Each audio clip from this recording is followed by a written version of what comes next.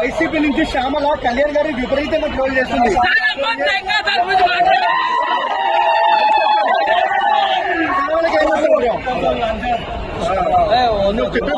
శ్యామల నా ఇంట్లో బాత్రూమ్ కడగాలి వచ్చే